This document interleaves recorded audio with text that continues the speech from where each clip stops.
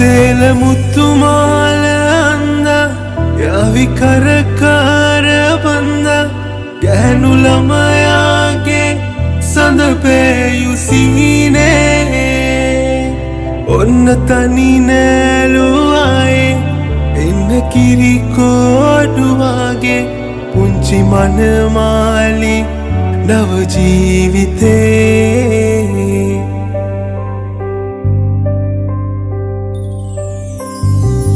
සුදුරු සයි මුහුණ